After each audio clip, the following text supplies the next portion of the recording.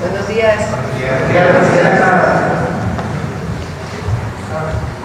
Bien, ¿ustedes cómo están?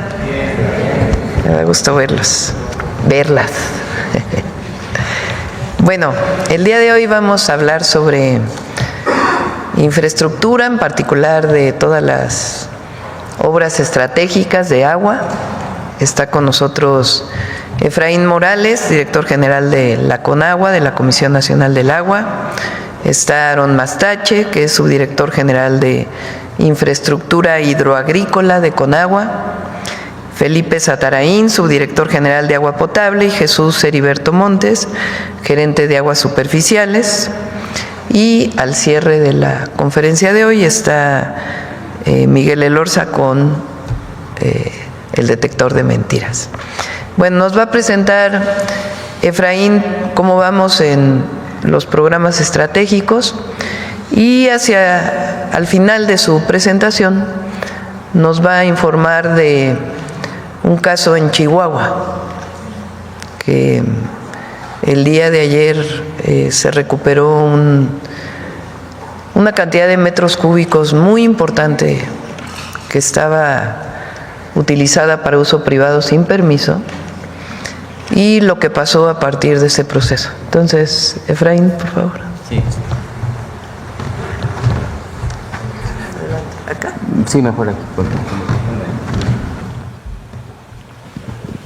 Con su permiso, Presidenta, muy buenos días a todas y a todos. Vamos a presentar los avances en cuanto a los proyectos estratégicos que estamos realizando en la CONAGUA, tanto de agua potable, drenaje y saneamiento, como también los que tienen que ver con la tecnificación. Adelante, por favor. Bueno, en esta primera lámina podemos ver que de los 17 proyectos estratégicos de los cuales ya hemos hablado en este espacio, tenemos 2 que ya se encuentran en ejecución, ya iniciaron con algunas acciones, uno que tiene que ver con los 10 municipios de la zona oriente del Estado de México, que es Amor con Amor se paga, y también el caso de Acapulco se transforma contigo. También queremos informar el día de hoy que tenemos 3 proyectos más que ya se encuentran en proceso de licitación. Nos referimos al acueducto de Ciudad Victoria, a las redes troncales de agua saludable para la laguna y también algunas obras de protección que se están ya licitando para realizarse en el estado de Tabasco. Tenemos también 3 obras que vamos a publicar para su licitación la siguiente semana. Una parte corresponden a los proyectos de la zona metropolitana del Valle de México. Uno más es el acueducto de... Otro más es la presa del Tunal y otro más es el de agua para Colima. Adelante, por favor. Bueno, aquí en cuanto al proyecto de Acapulco se transforma contigo, que contiene 9 acciones, hay una que ya se encuentra en ejecución, que es la construcción del cruce del acueducto Papagayo 2 sobre el río de la Sabana, y también el desasolve que se está llevando a cabo en el río de la Sabana y en canales pluviales de San Agustín y de la Bahía. Si podemos pasar, hay uno más que ya se encuentran en proceso de licitación, que es el reforzamiento de los bordos. Esto implica 7 kilómetros en los que se van a realizar obras de protección contra inundaciones. Adelante, por favor. Bueno, aquí podemos ver cómo ya se encuentra en desarrollo una obra que es muy importante para Acapulco, que es el cruce del río Papagayo 2 y el cruce de la Sabana. Recordar que derivado de las afectaciones del huracán John, esta afectación fue la que interrumpió el suministro de agua potable prácticamente durante un mes en el puerto de Acapulco. Lo que se está haciendo es profundizar la colocación del colector para que en caso de que haya una creciente del río no se lleve los tubos como ocurrió en esta ocasión. Es una obra de adaptación a las condiciones climáticas. Adelante, por favor. Bueno, aquí tenemos un video de los trabajos que se están realizando para el desasolve del río La Sabana. Como pueden ver, se tiene una gran cantidad de maquinaria en el sitio. Uno de los objetivos principales es realizar esos trabajos lo antes posible para que en caso de que haya un fenómeno natural, pues no se sufran afectaciones como ocurrió anteriormente. Siguiente lámina, por favor. Y bueno, aquí podemos mostrar algunas imágenes que dan cuenta del estado que guardan los canales pluviales, en donde no solamente se tiene asolvado, sino también, como pueden ver en la imagen, hay una gran cantidad de residuos sólidos, de basura. En la siguiente lámina lo que podemos observar es cómo se estuvieron realizando estos trabajos y al final es una muestra de cómo están quedando después de estos trabajos, después de esta intervención. Esta obra también es muy importante porque va a evitar inundaciones en la parte de la bahía de Acapulco. Adelante, por favor. Y bueno, aquí mostrar una obra que es muy importante, que es una obra también muy representativa. Estamos viendo el colector de Chalco. Como pueden ver, se trata de una intervención pues bastante amplia. Ya prácticamente se ha terminado la colocación del tubo. Se está trabajando en dos tramos. Un tramo que es a cielo abierto, que ya tenemos al 92%. Y otro tramo que se está realizando con una tecnología de microtúneles. Es una obra muy importante para el municipio de Chalco y va a quedar concluida de manera funcional el 31 de mayo. Estamos ya prácticamente en los detalles finales de la colocación del tubo y después vamos a tener una etapa para poder realizar las obras complementarias que tienen que ver con los confinamientos, con sustituir la superficie de rodamiento y también colocar algunos elementos que fueron retirados del trolebús, del Metrobús. Adelante. Otra obra muy significativa dentro de los 10 municipios del Estado de México es la que tiene que ver con la puesta en marcha de pozos en el municipio de Ecatepec. Como lo anunciamos en este espacio, el objetivo era la rehabilitación en 2025 de 24 pozos.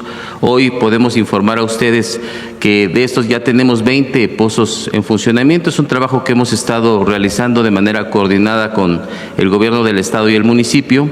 Hay 4 pozos que encontramos en una condición de colapso y no se van a poder rehabilitar. Vamos a tardar un poco más en esta reubicación de estos pozos, pero estarán en funcionamiento en algunos meses.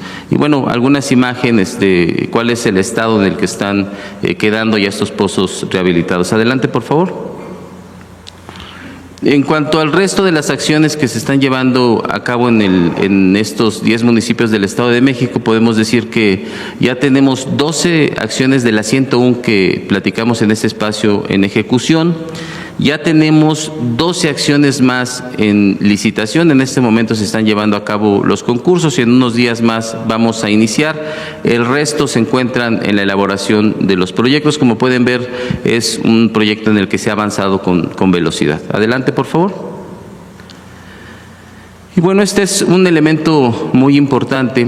Como ustedes saben, en el mes de enero, nuestra presidenta, la doctora Claudia Sheinbaum, convocó a las gobernadoras y gobernadores, a las y los presidentes municipales de todo el país, para solicitar que un fondo que reciben los municipios, que es muy importante, que es el FAIS, cuando menos el 30% se destinara para temas de agua.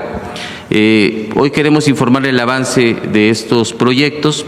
Hasta el momento hemos recibido en la Conagua ya 1,622 planes de los casi 2,400 de los que se compone el país. Queremos decirles que en la combinación de estos proyectos ya se tienen registrados en plataforma 5,848 millones que han solicitado los municipios para realizar proyectos de agua. Y esto implica la conciliación únicamente de 564 planes, por lo cual en los próximos días esta cifra se va a incrementar de una manera significativa. También señalar qué representa esta inversión, qué significa para la gente, qué significa para los municipios. Hasta el momento significan casi 6,000 acciones, 4,143 acciones de agua potable, drenaje y saneamiento con la que la gente de los municipios se va a ver beneficiada. Adelante, por favor. Y en el caso de la tecnificación de los distritos de riego, informar en este espacio que ya en el caso hemos iniciado ya con los procesos de contratación. El caso del pabellón Aguascalientes, el distrito 01, ya se encuentra en proceso de licitación. Tenemos 8 paquetes más que corresponden al Valle de Juárez, a Delicias, al estado de Morelos, a Tula, al Fajayucan, a Jacuba, que están en Hidalgo, y la región lagunera, que en estos próximos días, me refiero a las siguientes semanas, saldrán ya a proceso de licitación y en un mes más estaremos dando comienzo a esas obras. Hay otros proyectos que aún se encuentran en proceso de elaboración. El objetivo es que durante los siguientes meses de junio y julio iniciemos ya con estos procesos de licitación y en agosto estemos iniciando las obras. También decir que en muchos de ellos se va a dar hasta esa fecha porque en este momento todavía algunos se encuentran con cultivos en proceso. Adelante. Bueno, aquí algunas imágenes de los acuerdos a los que ya hemos llegado prácticamente con todos los distritos de riego. Recordar que este proyecto no solo implica la tecnificación del campo y que se incremente la producción, sino que también implica que se pueda, parte del agua que se ahorre en estos procesos productivos, sirva para destinarla al consumo humano.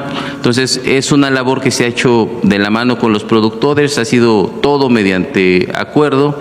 Ya tenemos definidos los volúmenes, ya tenemos definidas las acciones y lo que sigue es ya detallar los proyectos para poderlos llevar a cabo. Adelante.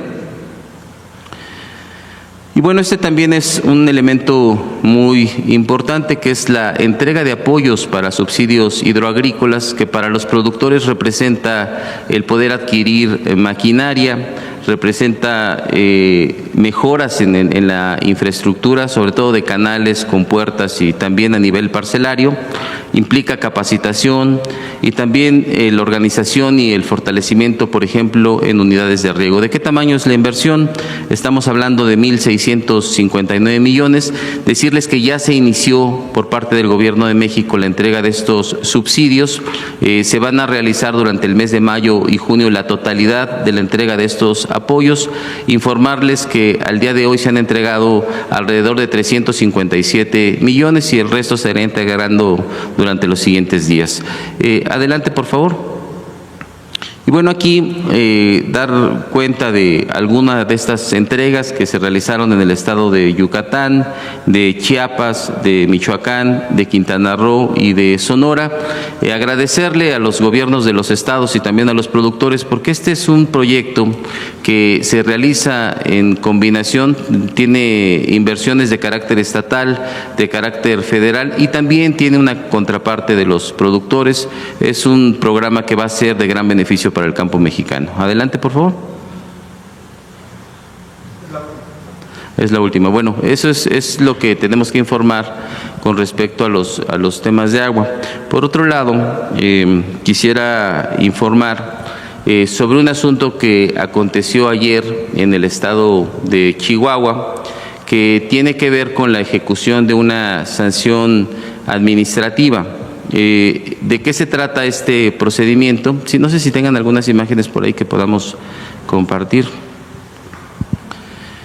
Miren, primero decir que, para dar un poco de contexto, que es un elemento importante porque se trata de unas de estas acciones, de estas muchas acciones que se cometieron durante el periodo neoliberal, en donde bajo el amparo del poder político y bajo el amparo del poder económico se obtenían beneficios de manera personal.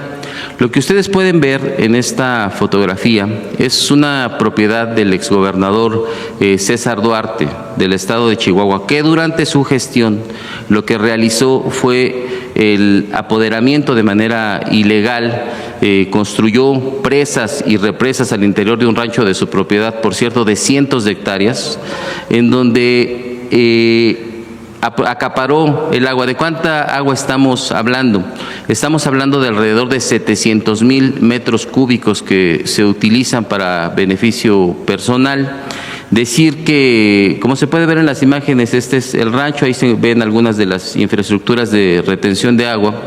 Decir que resulta paradójico, resulta lastimoso, por decirlo menos, que en un estado como Chihuahua, en donde se tienen pues, grandes carencias derivado del cambio climático y de las afectaciones que se tienen por ello, pues haya un exgobernador que intente beneficiarse cuando hay un gran número de productores que no pueden llevar a cabo la siembra de sus cultivos, pues porque no cuentan con este vital líquido.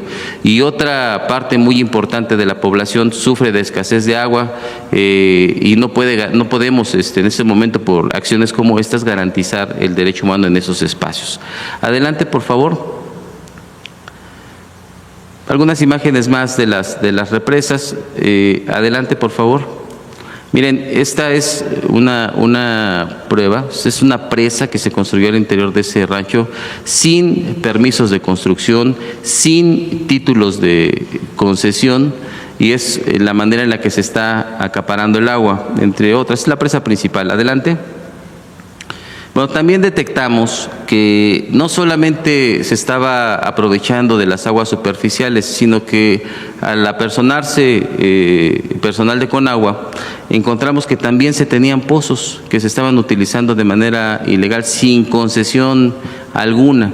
Entonces fueron clausurados el día de ayer. Adelante, por favor. Miren, son imágenes de una presa. Me gustaría que vieran ese video. Informe de cómo fue el procedimiento. Sí. Esta es la acción de la Conagua el día de ayer. Como pueden ver, pues es una acción que lo que hace es ya regresar una parte del agua al cauce del río. Otra cosa que queremos resaltar, que es increíble que siga sucediendo, son los tiempos. Miren, ¿cuál fue el procedimiento? Nosotros el día lunes llevamos a cabo, la Comisión Nacional del Agua llevó a cabo una notificación en donde se le informó que se iba a llevar a cabo la ejecución de este procedimiento administrativo para derribar estos 5 represos y también la presa. Una vez que se llevó a cabo la notificación, el día martes, que fue el día de ayer, se inició con estos trabajos de demolición. Pero, ¿qué creen que es lo que ocurrió? Que es algo muy importante que lo conozca la gente. En tan solo 24 horas, se llevó a cabo la notificación de la Conagua. Se llevó a cabo un escrito de un incidente para un juicio de amparo indirecto para solicitar una suspensión provisional de esta acción que está llevando a cabo la Conagua. ¿Y qué creen que se le otorgó? En menos de 24 horas. Ahora, ¿quién realizó este procedimiento? Quien se presenta a informarnos que este procedimiento se está llevando a cabo fue quien dijo ser los hermanos del gobernador. Y además, también lo que nos informan es que se trata de la misma juez, por ejemplo, que suspendió la distribución de los libros de texto. Entonces, creemos que esto es pues parte de esta asociación que se tenía entre el poder político y muchos factores de poder para seguir sacando beneficios de manera personal. Entonces, decir que ante esta situación, según las instrucciones que nos ha dado la presidenta, vamos a seguir pues garantizando en primer lugar el derecho humano al agua y evitando que se cometan cualquier tipo de ilegalidades para el uso del agua y también en este proceso que estamos llevando a cabo de ordenamiento de las concesiones. Y vamos a presentar todos los procedimientos legales contra quienes resulten responsables, ya sea de manera directa o que están teniendo relación de contubernio y de complicidad para que este tipo de abusos se sigan cometiendo en perjuicio del pueblo, en este caso en perjuicio de la gente de Chihuahua. Es cuanto, presidente. Gracias, Efraín.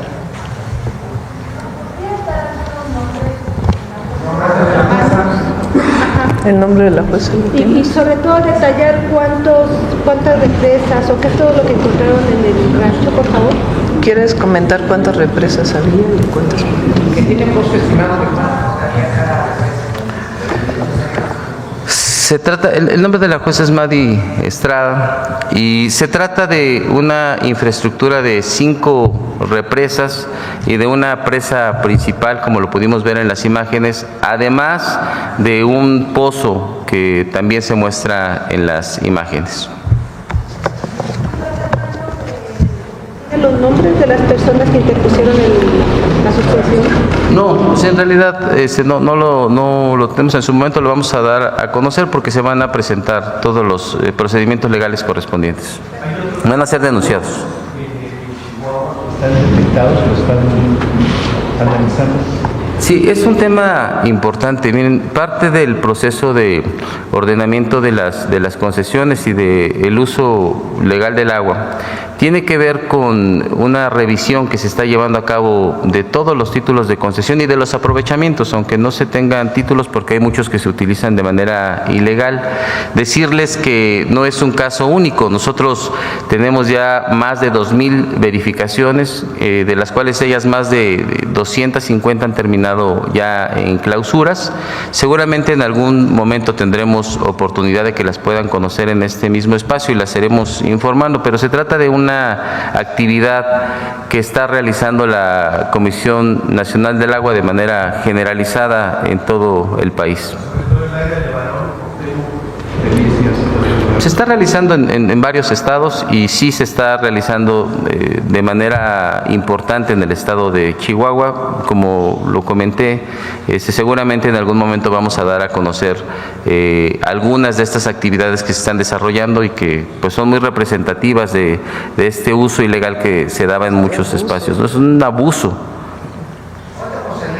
¿Qué tipo de represa? O sea, estamos hablando de recursos de públicos, privados, o sea, ¿cuánto costaría precisamente hacer ese? Bueno, esta parte de los estimados y las cuantificaciones ya forman parte de los procesos legales que vamos a continuar y que vamos a emprender. Entonces, en su momento lo informaremos. Sí, por supuesto. Claro, el uso ilegal del agua en sí mismo es un delito. Entonces hay delitos y hay responsables que están participando en cometer estos delitos. Se trata también de, que es importante señalarlo, de un tema de contubernio.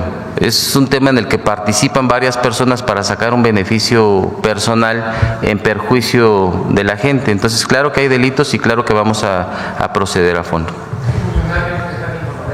Con agua de ahí del Plata.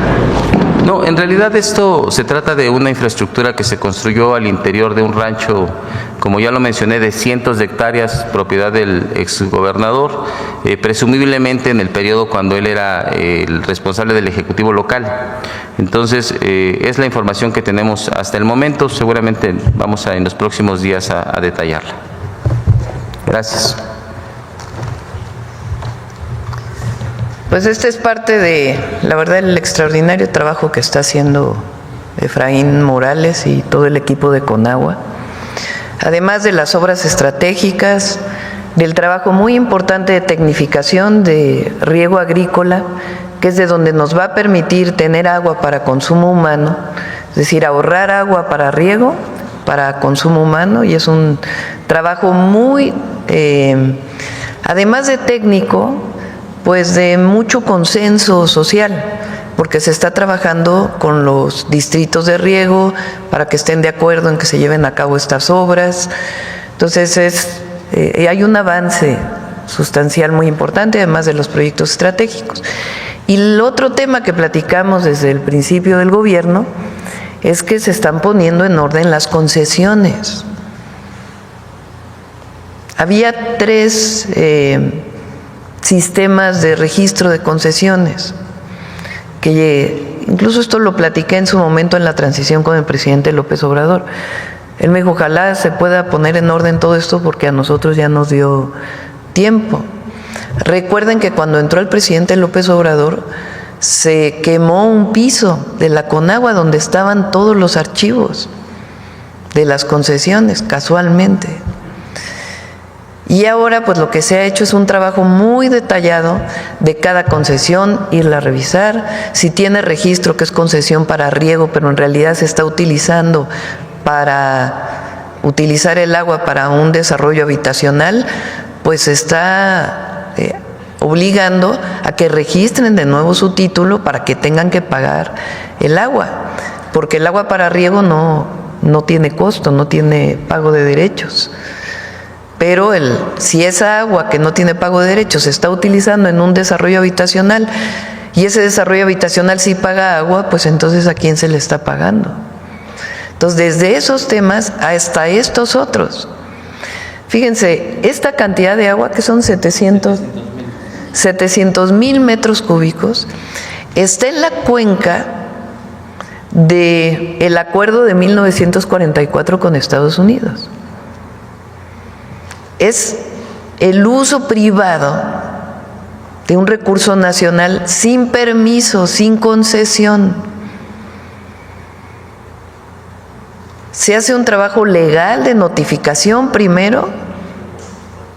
Cuando se notifica no se puede justificar y entonces se entra para poder hacer que esa agua pues sea un bien público. Y entonces llega un amparo en 24 horas, rapidísimo, que otorga una juez que es la misma juez de los libros de texto, que no permitió que se distribuyeran los libros de texto en Chihuahua. Entonces ahora pues se va a presentar denuncia penal a la Fiscalía General de la República, primero por el uso ilegal del agua y segundo pues todos los que estén vinculados con este proceso, porque el agua es un recurso nacional y hay mecanismos para concesiones de agua. Lo que no se puede permitir es que en un lugar donde hay escasez de agua, pues hay una apropiación privada del agua sin permiso y además pues en este contubernio de autoridades. Entonces el agua es un recurso de la nación y este trabajo lo vamos a seguir haciendo. Pues en cierta forma sí.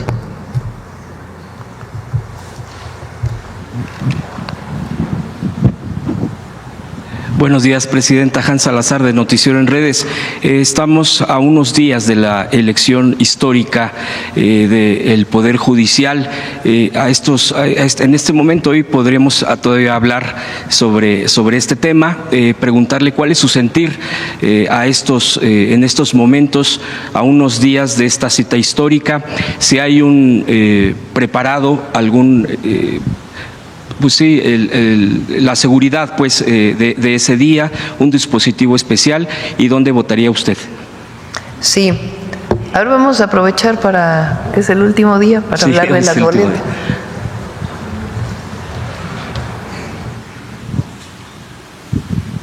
A ver si me ponen las 6 boletas.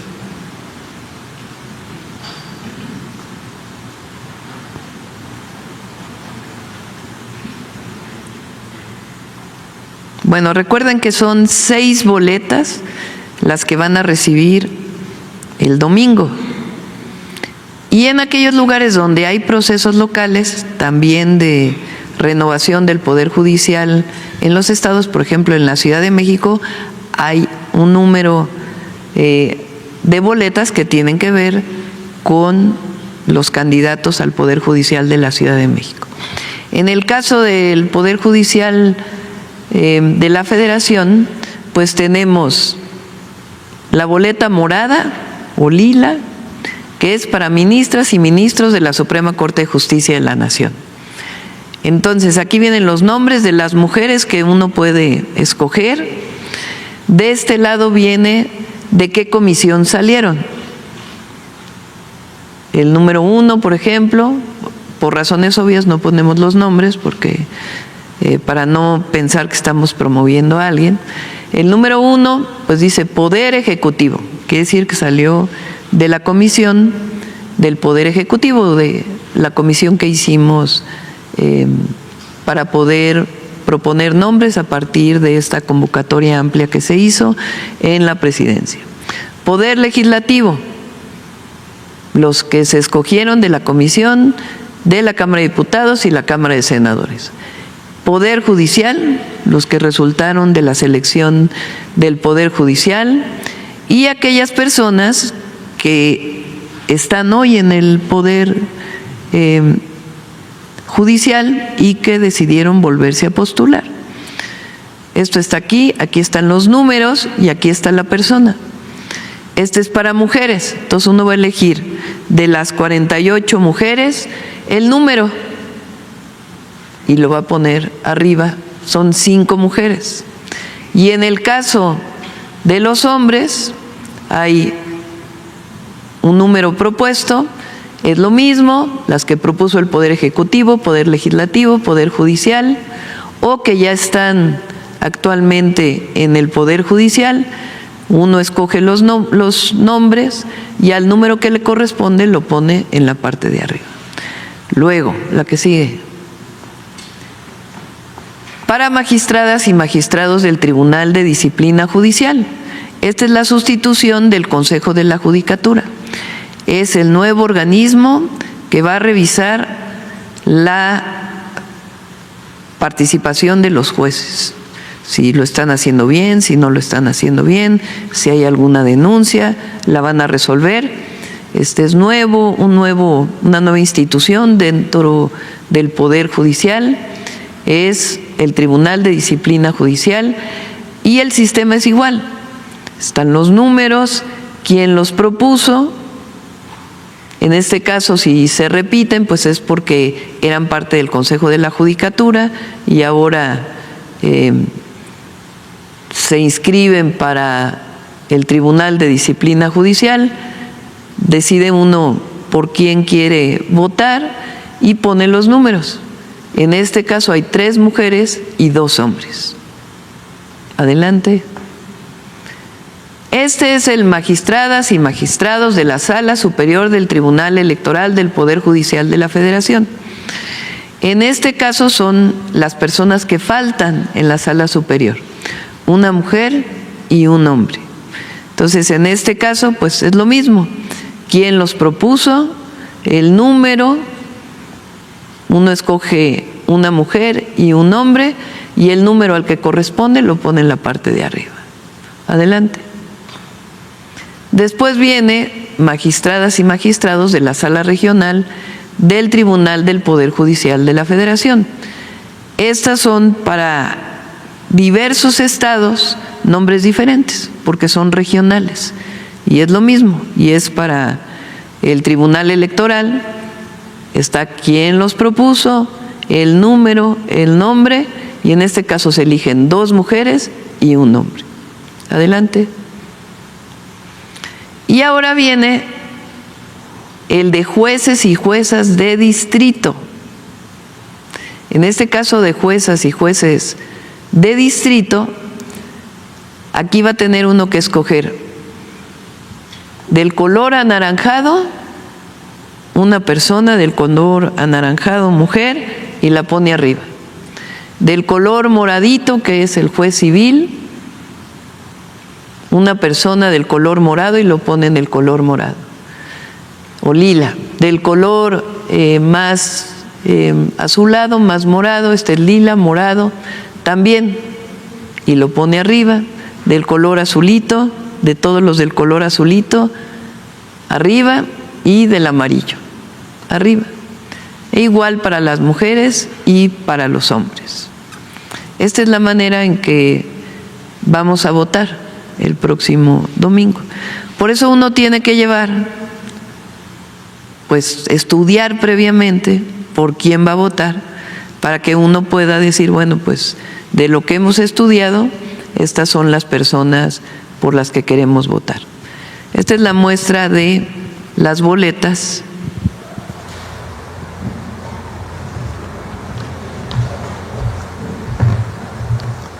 Que vamos a tener el domingo. Entonces, voy a votar aquí en la calle de Moneda, que queda aquí saliendo, sí, enfrentito, por la entrada principal, por donde entran todas las personas a conocer o hacer un trámite, pero particularmente las personas que vienen a conocer las visitas guiadas que se hacen a Palacio Nacional.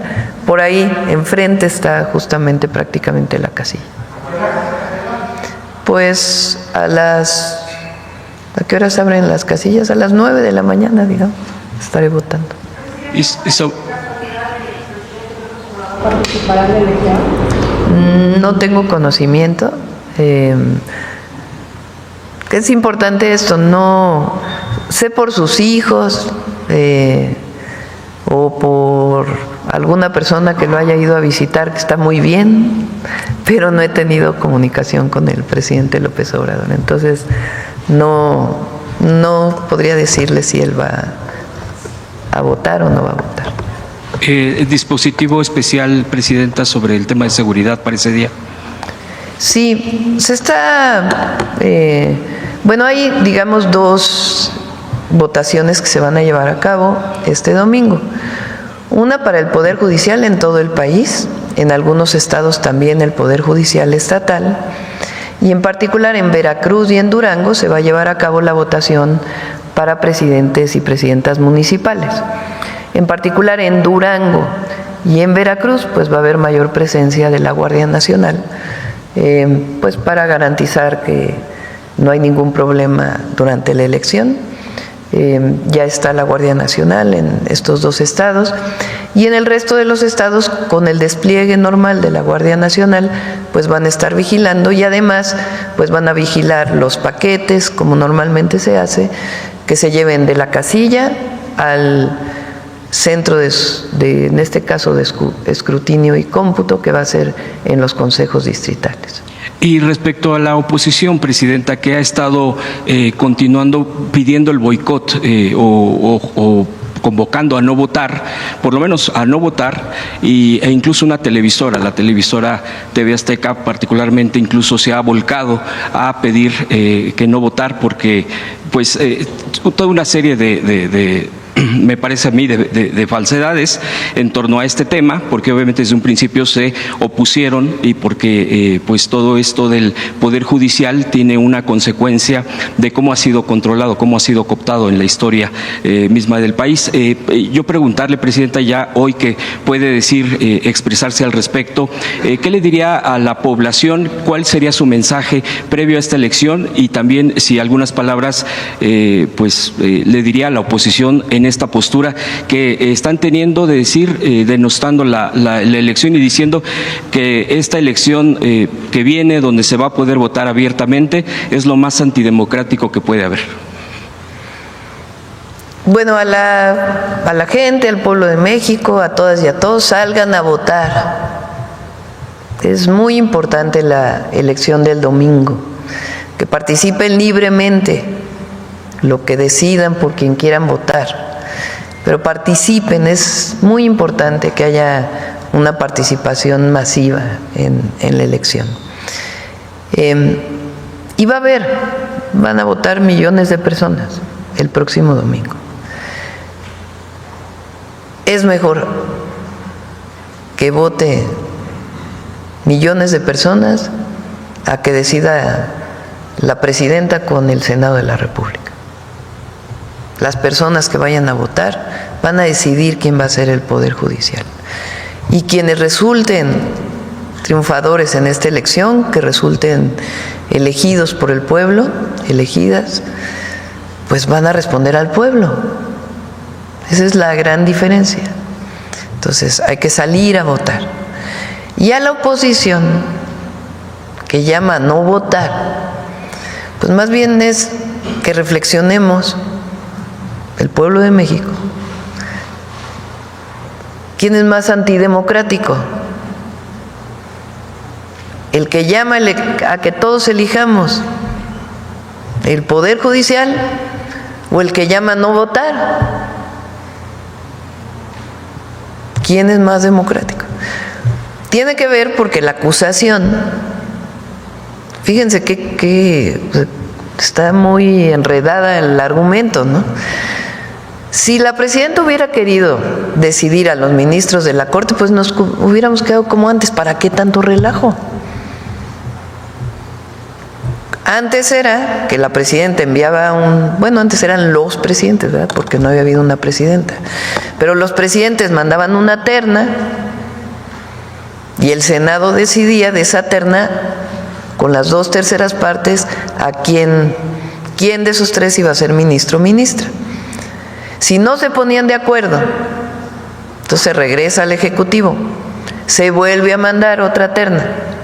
Si no están de acuerdo, al final decide el presidente. Entonces, si el asunto fuera que la presidenta quiere poner al Poder Judicial, ¿para qué hacemos tanto relajo, tanta votación, tanta promoción? No, es completamente distinto.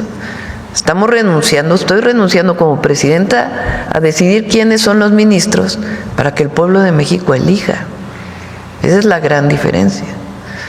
Entonces, los argumentos de estas personas o de las personas que están llamando a no votar porque supuestamente la presidenta va a decidir, pues son absurdos. El problema, pues es que se les quita a ellos un poder que todavía tienen sobre el Poder Judicial. Las personas que no pagan impuestos y que se amparan y se reamparan y se vuelven a reamparar y a requete que amparar para no pagar impuestos, pues claro que no quieren que la Corte ahora pues responda al pueblo. Porque hoy tienen control sobre algunos, pues ya no. ¿Quién va a decidir sobre los temas en el país? Pues los nuevos ministros y ministras. ¿Que quién los eligió? El pueblo de México. Van a tener mucho más libertad. Y al final lo que queremos es que haya justicia en el país. Que la justicia no sea para los que tienen dinero y no para los que no tienen dinero. Vean el caso de Chihuahua. Como hay una persona que tiene influencias, pues entonces consigue un amparo en 24 horas para que se le proteja de un acto ilegal, el robo del agua. Pues no tiene otro nombre. No, lo que queremos es que el rico, el pobre, que el que vive en el norte, el que vive en el sur, que todas y todos tengamos el mismo acceso a la justicia. Esa demanda viene desde los sentimientos de la nación de Morelos. Entonces, vamos a tener un mejor poder judicial. Presidenta, sobre el tema de la CENTE, usted ya ha tenido una postura muy clara todos estos días. Ellos también se han manifestado, a pesar de que hay molestias de la gente y que también hay que decirlo, bueno, por lo menos desde mi punto de vista, han tenido luchas históricas de la CENTE y eso no se puede tampoco quitar del renglón, a pesar de incluso a veces hasta llegar a la confrontación que también ya se ha comentado aquí, y que pues ellos se han manifestado, se han movilizado, ha habido pues expresiones diversas, pues de lo último que yo he leído, porque pues hay que estar muy al pendiente de cuáles son las posturas, de acuerdo a lo último es que no se oponen a la elección, pues que no van a hacer un boicot al respecto. El día de hoy entiendo, bueno, pues sigue en pie la reunión de las 11 de la mañana en la Secretaría de Gobernación. Preguntarle, presidente, en este contexto ya se han planteado muy claramente, ellos dicen, la derogación de los cambios que se hicieron a la ley del ISSSTE del 2007, el tema también de los recursos, en fin, en este contexto, ¿y usted ve algún viso de acercamiento de puntos el día de hoy? Si le han informado por parte de Gobernación o de alguna otra dependencia, si los profesores están listos para asistir al rato, ¿qué perspectiva tiene, presidenta, el día de hoy con respecto a la CENTE? Lo que sabemos es que aceptaron la mesa y que hoy se van a presentar en la Secretaría de Gobernación y pues ahí se va a buscar un esquema pues bueno, primero diálogo, que es muy importante, y segundo pues algunas medidas que pueden seguir ayudando a los maestros en la medida que el presupuesto público alcance. Entonces vamos a esperar al día de hoy y esperemos pues que se haya una salida al plantón que tienen aquí en el Zócalo. Nosotros, como siempre lo hemos dicho, el diálogo está abierto, y los acuerdos a los que yo me comprometí con todo el Magisterio Nacional y esta puerta de diálogo y algunas demandas que también hay en los estados que se están atendiendo. Entonces vamos a esperar al diálogo de hoy y esperemos que ya sea un espacio de salida.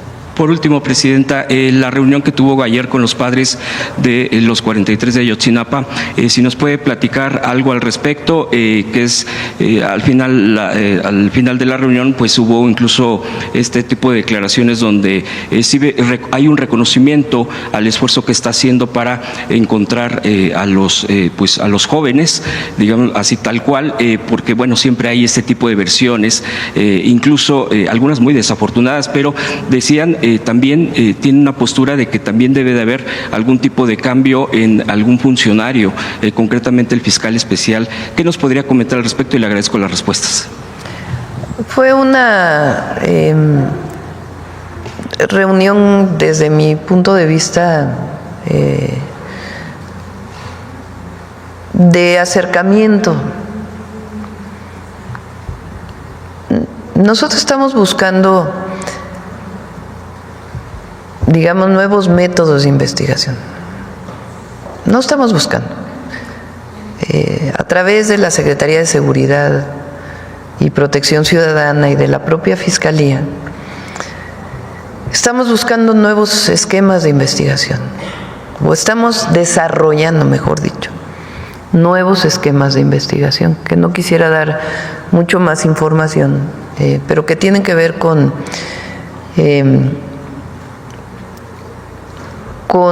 esquemas de investigación diferentes a los que se han seguido hasta ahora. Y hemos estado en contacto con los familiares, con las madres y los padres, para explicarles cuáles son.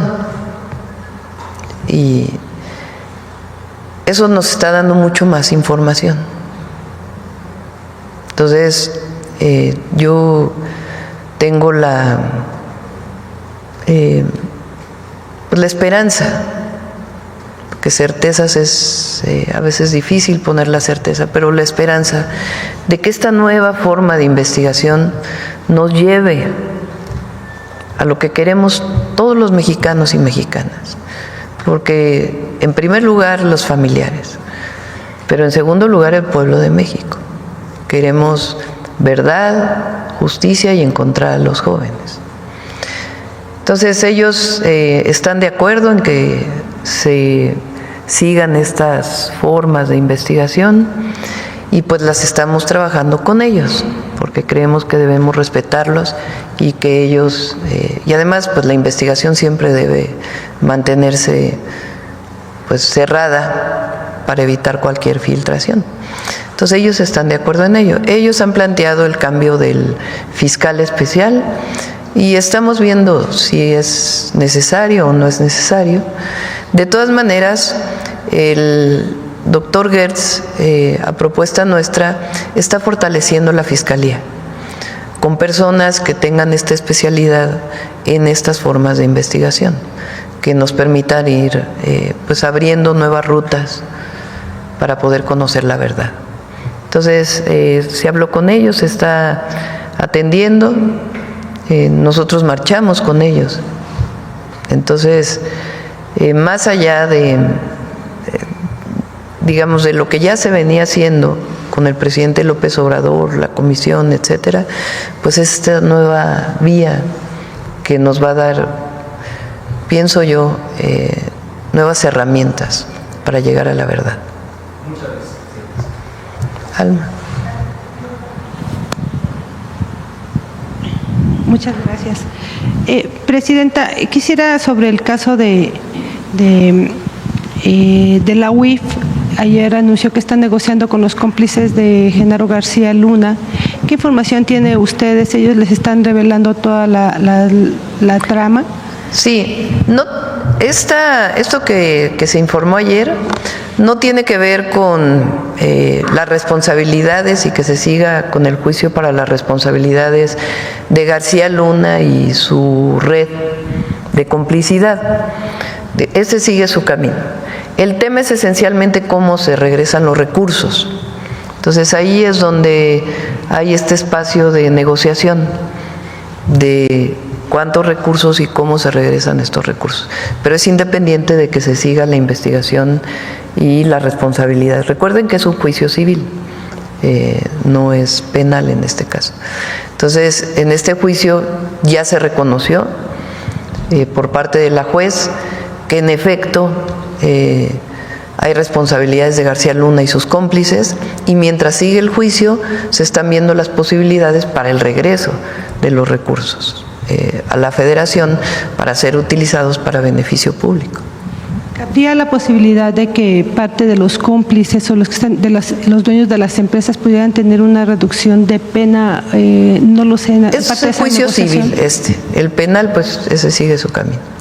Sí, por el otro lado, sobre el domingo, ¿usted va a ir a Acapulco a un evento de la Secretaría de Marina? Sí, es el aniversario de Secretaría de Marina, entonces terminando de votar nos vamos a ir a Acapulco para pues celebrar este aniversario o conmemorar este aniversario. Sí, perdón. Sobre la elección judicial, ¿ustedes han recibido algún reporte de focos rojos? ¿Tienen alguna preocupación en particular? No hay focos rojos en particular. Lo que estamos haciendo pues de manera preventiva, particularmente tener más vigilancia de la Guardia en Durango y en Veracruz, por ser doble la elección, y en los demás estados pues una vigilancia que siempre tiene la Guardia, y lo que se tiene que hacer a solicitud del INE de los paquetes electorales. ¿Usted tiene previsto dar algún mensaje por la noche sobre el elección? Pues a la noche, ya que se dé a conocer, parece que después de las 11 de la noche, por lo que he escuchado del INE, por lo que ha sido su comunicación permanente, después de las 11 van a dar a conocer cuántas personas votaron. Entonces ahí pues ya podremos nosotros dar un mensaje y después esperar al cómputo de las 6 boletas. Y por último, Presidenta, ayer hubo una explosión de una mina en los límites de Michoacán y Jalisco, saldo de 6 guardias nacionales. ¿Cuál es la información que les dieron en el gabinete? Sí, pues es muy lamentable que esto ocurra, el uso de artefactos explosivos, y nuestra solidaridad, cariño y todo el apoyo a los familiares de la Guardia Nacional. Y se está trabajando de manera muy importante en seguridad. El día de ayer hubo 44 homicidios reportados. Por supuesto que quisiéramos que no hubiera ninguno, ¿verdad? Pero recuerden que el promedio en septiembre del año pasado era de casi 80, 75. Entonces van disminuyendo y hay detenciones muy, muy importantes, además del trabajo de atención a las causas. ¿Lo de la mina se lo adjudicarían a algún grupo? Se menciona el Cártel. Ya en esa parte yo prefiero que lo informe el Gabinete de Seguridad. Gracias.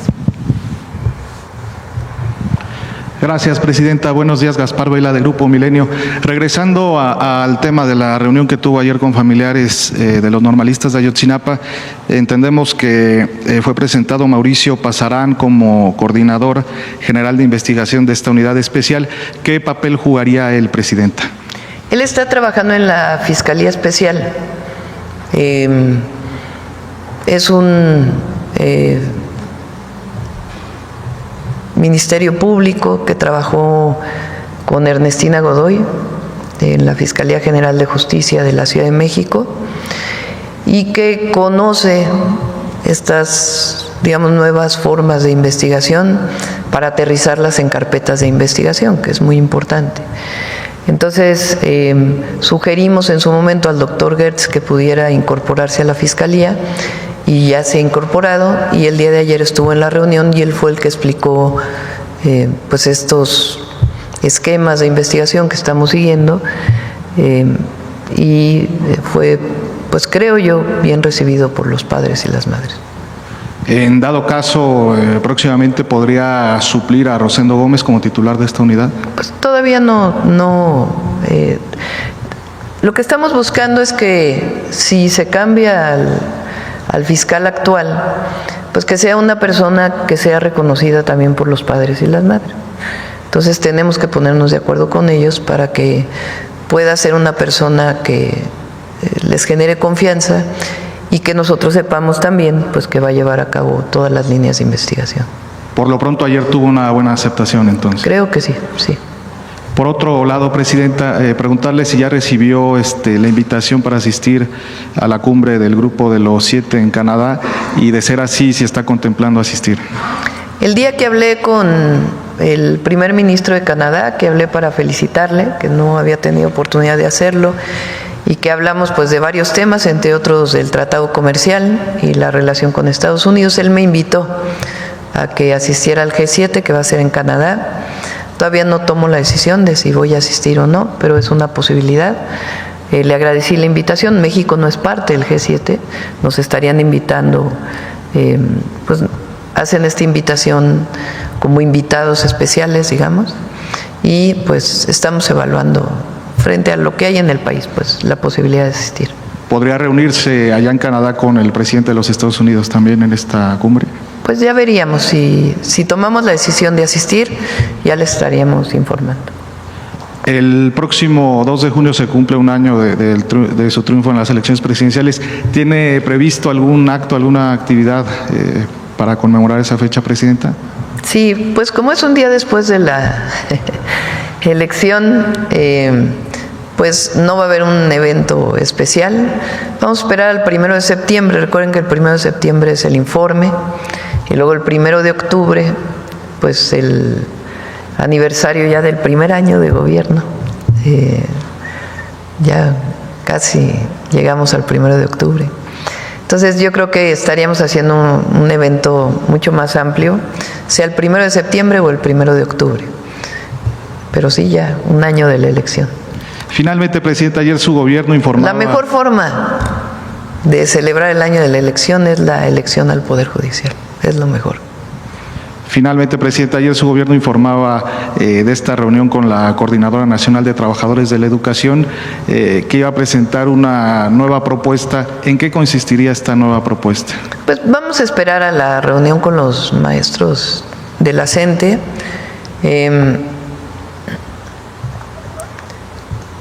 No tiene que ver con, digamos, nosotros, yo creo que esto tiene que quedar claro. Nosotros no estuvimos nunca de acuerdo con la reforma del 2007 a las pensiones. ¿Bajo qué mecanismo se está echando para atrás la injusticia de la reforma del 2007? Uno, hasta ahora congelando la edad de jubilación para los que se quedaron en el 10º transitorio, es decir, para los que siguen en el régimen anterior, pero que injustamente se les fue subiendo la edad. Entonces, por lo pronto y por temas de presupuesto, se congela la edad. Y para el caso de todos los que están en cuentas individuales de las AFORES, lo que se hizo en el último periodo del presidente López Obrador fue el Fondo de Pensiones para el Bienestar, que les regresa una pensión justa y solidaria, porque aporta el presupuesto público al Fondo de Pensiones para el Bienestar y otros esquemas de financiamiento. Entonces, hoy los maestros y las maestras cuentan en monto con una pensión mucho más justa que la que fue la reforma del 2007. Si ganaban 16,000 pesos y se jubilaban con 4,000, pues ahora se van a jubilar con los 16,000 gracias al Fondo de Pensiones. Entonces, eso es lo que nosotros decimos, que es una forma que se hizo en el último semestre del sexenio del presidente López Obrador para echar para atrás la reforma del 2007. Pero ahí hay algunos temas en donde todavía podemos seguir platicando. Y seguir platicando también. No se trata de cerrar la puerta del diálogo, sino que ellos tengan, que ellos levanten pues su movilización, que se pueda regresar a clases y nosotros seguimos platicando con ellos. No es algo que se cierre. Entonces yo esperaría mejor a que tuvieran la reunión hoy y ver si es una salida algunos temas que estamos planteando y si es así, pues ya lo informaría. Muchas gracias, presidenta. Bueno, a ver acá para terminar de este lado y ya nos vamos para acá. Muchas gracias, presidenta. Buenos días. Jimena Mejía, de Grupo Imagen. Quiero consultarle los avances que hay en las mesas de trabajo con los colectivos de madres buscadoras para incluir sus propuestas en la Ley General en materia de desaparición. Esto porque ayer el coordinador de los diputados de Morena, Ricardo Monreal, anunció, o más bien se prevé, pues las 2 fechas del periodo extraordinario, que incluye 22 iniciativas y que también está propuesta esta. Sí, hay mucho avance. Mucho avance ya. Si quieren, la próxima semana le pedimos a Rosa Isela y a Arturo Medina que nos vengan a informar cuáles son algunas de las modificaciones que plantearon los colectivos y que van a ser incorporadas. Ok. Consultarle sobre las investigaciones que presentaron ahorita de Conagua. ¿Hay registro de otros gobernadores que hayan aprovechado sus cargos para tomar agua para su uso personal y familiar? Se está revisando, no hay en particular de algún exgobernador. El caso de Chihuahua, pues es increíble, pues, con tanta escasez de agua y la apropiación privada. Entonces, a la hora de revisar, y también hay muchas denuncias de la ciudadanía, entonces la revisa Conagua, se hace el procedimiento administrativo y si están fuera de norma, pues se hace la recuperación. Ahora se notifica. Y las personas pues tienen la posibilidad de decir, bueno, sí, no estaba en regla, me pongo en regla. Pero en este caso no fue así. Gracias, presidenta.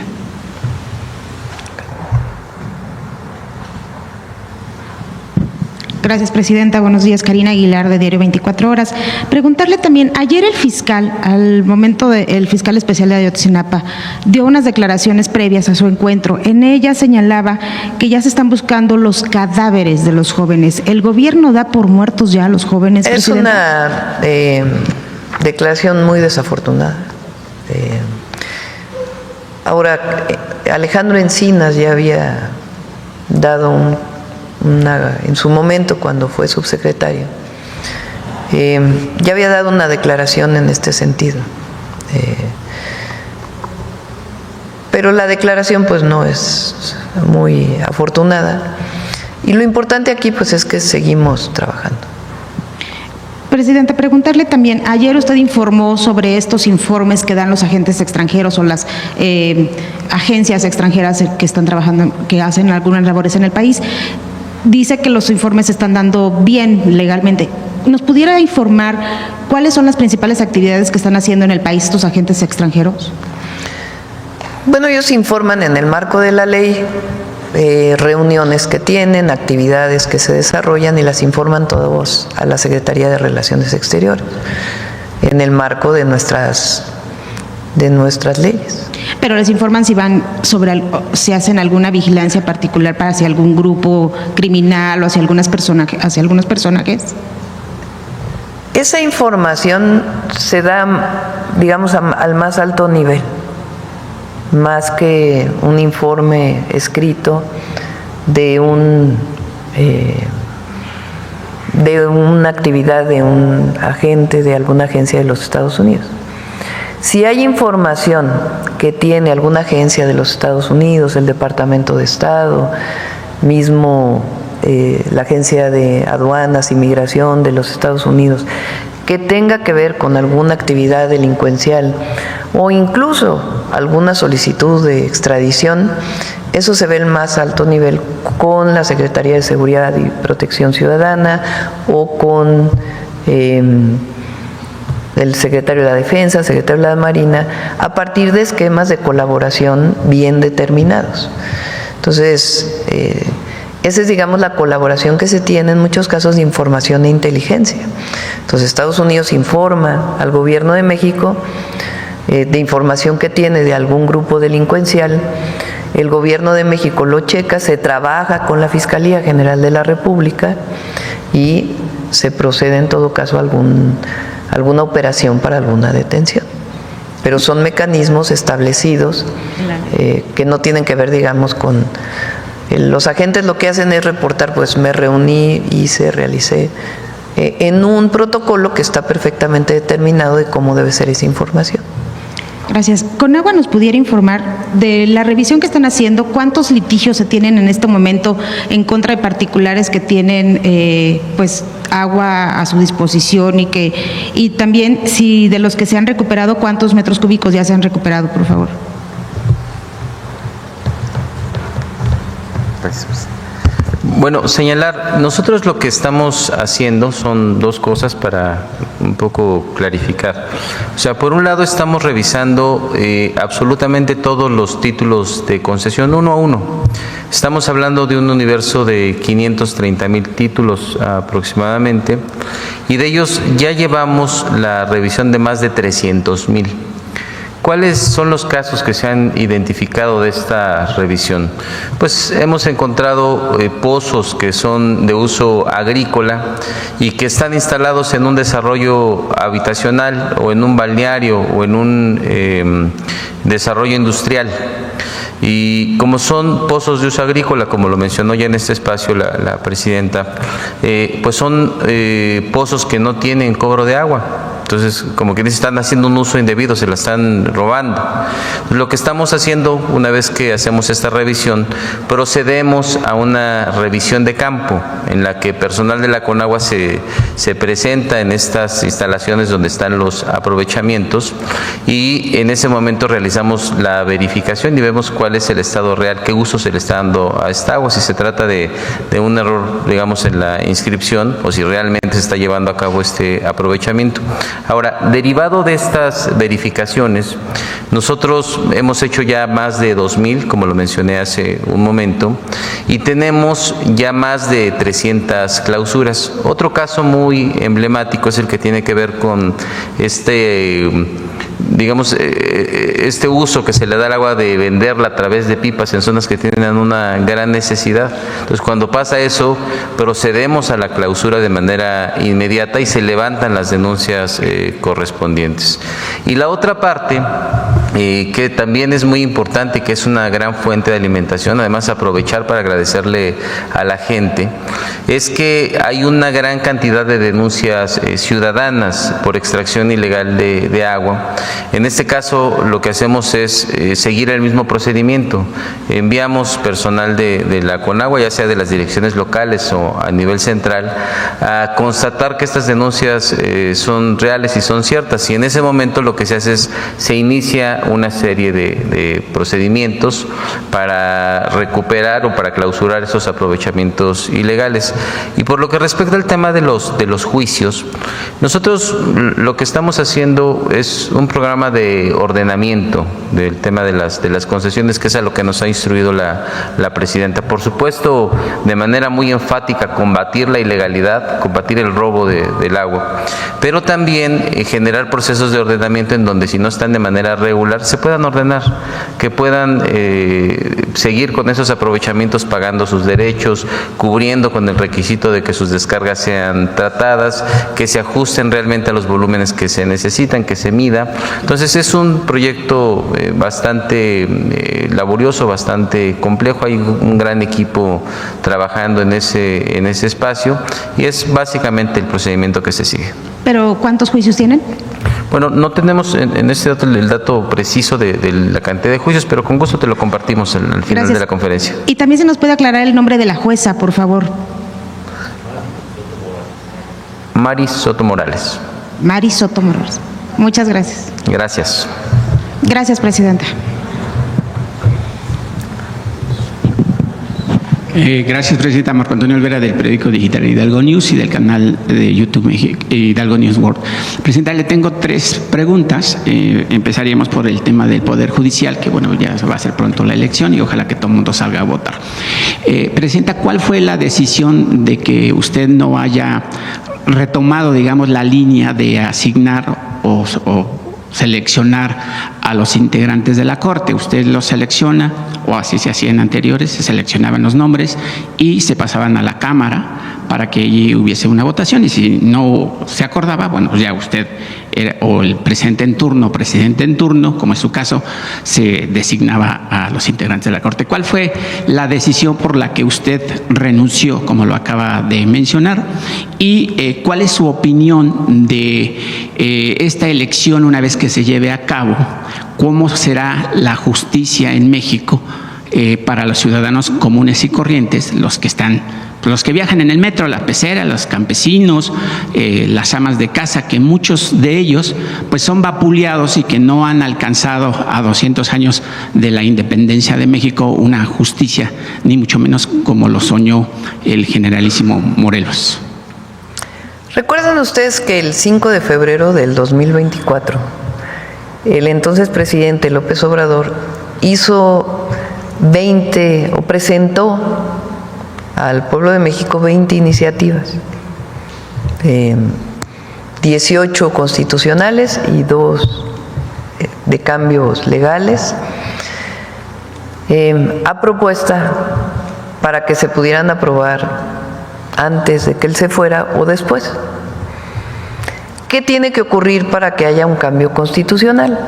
Pues que 2/3 partes de la Cámara de Diputados, 2/3 partes de la Cámara de Senadores y la mayoría de los congresos estatales voten a favor de esa reforma constitucional. Así se cambia la Constitución en nuestro país, quedó establecido desde 1917. Una de esas propuestas fue la reforma al Poder Judicial. Como candidata entonces de Morena a la presidencia de la República, podría haber dicho, pues yo estoy de acuerdo en 10 y no estoy de acuerdo en otras 10. Pero estábamos de acuerdo en los planteamientos que hizo el presidente, en particular el de la reforma al Poder Judicial. Entonces, durante toda la campaña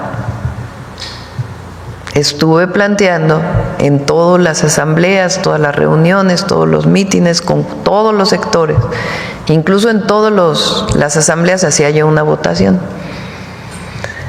¿Quién está de acuerdo en que a las ministras y ministros las elige el Senado? ¿Quién está de acuerdo en que las elija en votación popular? Y la gente levantaba la mano. Cuando triunfamos el 2 de junio, después vino la calificación de la elección a presidenta, a diputados y a senadores. Recuerden que vino una andanada de la oposición diciendo que iba a haber sobrerepresentación de nuestra alianza, de nuestro grupo de partidos que postulamos juntos a la gran mayoría de los candidatos, que son Morena, el Partido Verde, el Partido del Trabajo. Entonces, se hizo la calificación de la elección y se demostró que lo que decía la ley, pues era lo que aplicó el Tribunal Electoral para poder determinar quiénes eran diputados y senadores. A partir de ahí, pues se aprueban las reformas constitucionales. Al presidente le toca todavía en septiembre, el 15 de septiembre se publica la reforma al Poder Judicial y después se publican otras 2 reformas muy importantes. El paso de la Guardia Nacional definitivo a la Secretaría de la Defensa Nacional y la reforma al artículo 2 constitucional de que los pueblos originarios por primera vez en la historia de México sean sujetos de derecho del México independiente y tengan plenos derechos los pueblos originarios y afrodescendientes. Esas 3 se publican cuando el presidente López Obrador todavía era presidente. De octubre a la fecha, pues nos toca a nosotros otras, y otras que presentamos también nosotros, como la igualdad sustantiva de las mujeres y otras reformas constitucionales. ¿Por qué estamos de acuerdo? ¿O por qué el pueblo de México estuvo de acuerdo en que se transformara el Poder Judicial a partir del voto popular? Pues porque no hay justicia.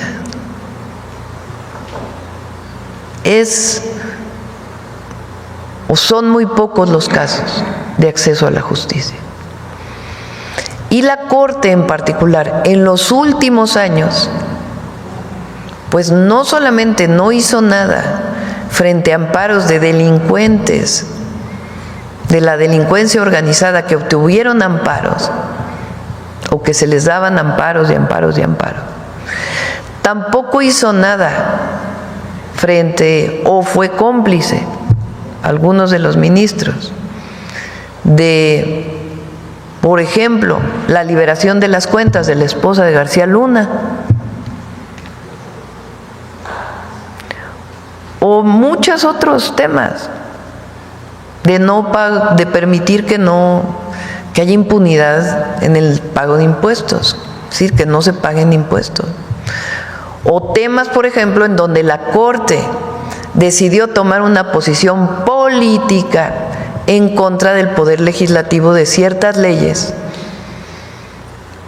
que por encima de sus funciones evitaron que entraran en función ciertas leyes, como el caso de la eléctrica. Todo eso, más aparte el reconocimiento de la propia presidenta de la Corte, de que en realidad no había carrera judicial, sino que hay puro nepotismo, porque supuestamente hay una carrera judicial donde haces exámenes para poder llegar a juez y luego a magistrado, que eso va a seguir, o sea, la carrera judicial para quienes son parte del Poder Judicial. Pero ya la decisión definitiva de quién es juez o quién es magistrado, quién es ministro, pues es del pueblo de México. Entonces, ¿cuál carrera judicial? Si es puro dedazo de amigos, primos, hermanos, si no, ¿cómo se explica que la mitad del Poder Judicial sean amigos, primos, hermanos de los ministros, de los magistrados, de un estado, de otro estado? Entonces, la decisión de renunciar, porque es eso, porque yo podría haber dicho, no, sí soy candidata de Morena, pero no estoy de acuerdo con la reforma al Poder Judicial. O al final, cuando ya ganara, hubiera dicho, no, pues fíjense que no se van a elegir todos y yo le pido al Congreso. Pues no, primero no traicionamos lo que hablamos con el pueblo. Y segundo, le va a hacer muy bien al país. Se va a refrescar el Poder Judicial. Y además viene una segunda reforma, reforma las leyes, porque la reforma al Poder Judicial dice que hay casos que se tienen que resolver más rápido. ¿Cuántos casos no hay de una denuncia que se pone y tarda 10 años en resolverse? Miles. Prácticamente todos. No hay justicia expedita. Entonces, la reforma al Poder Judicial no solo es la elección, sino que también plantea la modificación de leyes para que se resuelva más rápido y que no haya estos esquemas de amparo sobre el amparo, sobre el amparo, sobre el amparo, sobre el amparo, sobre el amparo, guardando evidentemente el derecho de amparo de las personas. Entonces, toda esa segunda parte viene después de la reforma al Poder Judicial para que el nuevo Poder Judicial pues pueda cumplir no solamente con resolver de manera más justa los casos estudiados y sin que influya el poder del dinero, sino que además los procedimientos se van a hacer más expeditos. Es quizá, bueno, es una de las reformas más profundas de la Cuarta Transformación. La segunda pregunta, gracias, Presidenta. Ahorita que está el director de la CONAGUA, hace 30 de abril, Le cuestioné sobre el tema específico del municipio de San Agustín Tlaxiaca.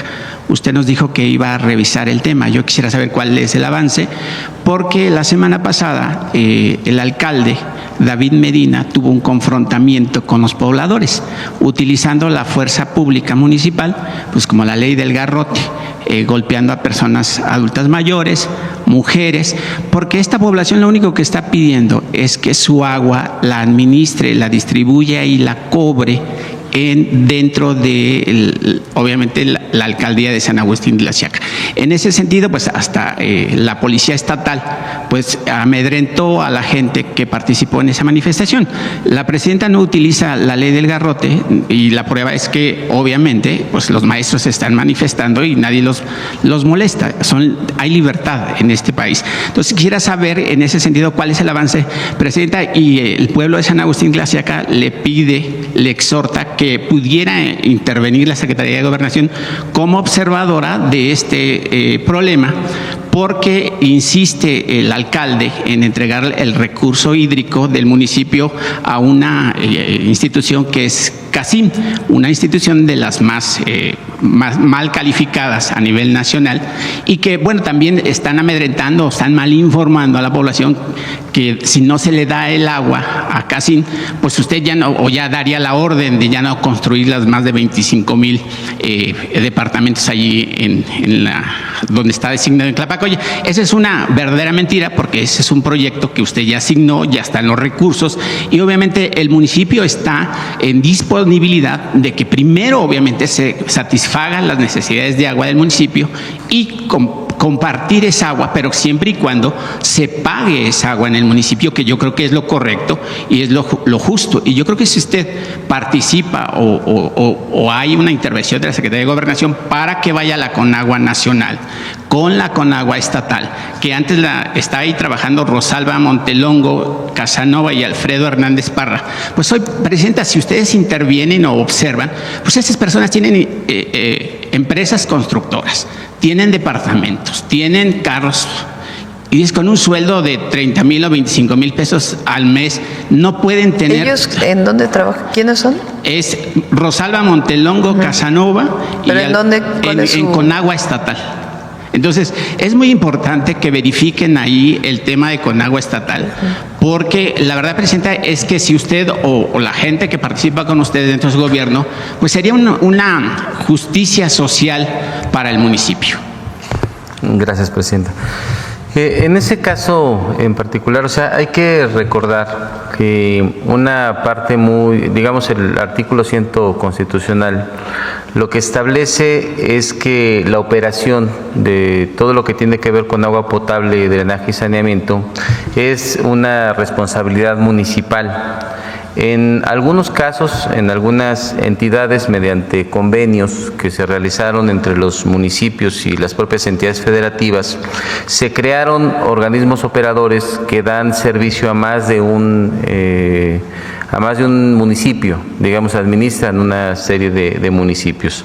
En este caso, derivado de la reunión anterior, lo que nosotros pedimos es que se revisara a nombre de quién se encuentran los títulos de concesión y cuál es todo el antecedente legal que se tiene al respecto.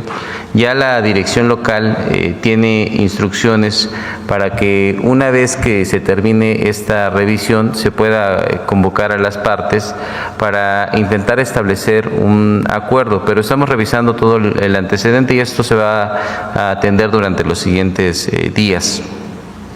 ¿Y cómo van a resolver ese tema? Porque ya es un levantamiento social en el que si hay golpes por parte de la policía municipal con personas adultas mayores, mujeres, pues eso es urgente, porque no podemos aplazarlo. Y digo, yo lo entiendo que hay cientos de casos y obviamente no van a estar específicamente con San Agustín Tlaxiaca, pero sí es muy importante. Y yo vuelvo a reiterar, la gente de San Agustín Tlaxiaca trabaja, la gente de San Agustín Tlaxiaca es honesta, pero no va a permitir que se lleven sus recursos y que no dejen dividendos para el municipio.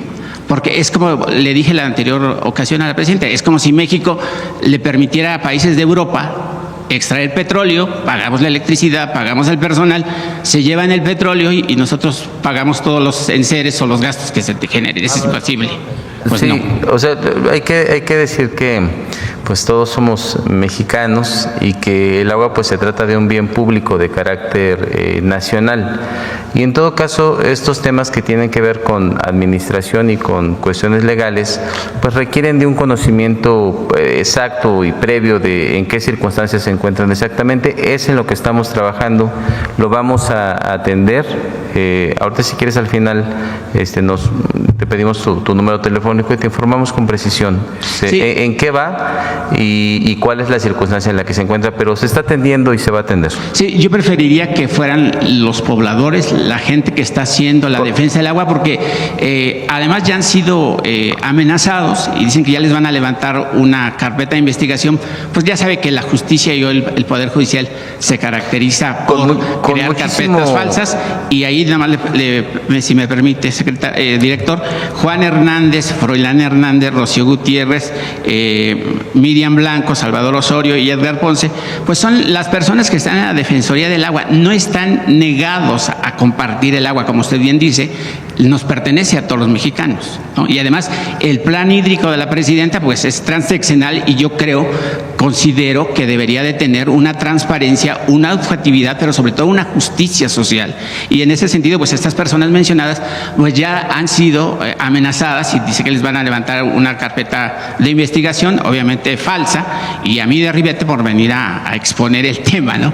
Pero pues ojalá que esto tenga un buen final, y por supuesto siempre, insisto, en una justicia social, que además es lo que caracteriza a la presidenta. Con mucho gusto, ahorita al final nos ponemos de acuerdo y los atendemos de manera personal. Muchas gracias. Presidente, ya para terminar... Lo importante aquí es que, primero, que no haya represión, obviamente. Segundo, que el objetivo es que haya agua. Exacto.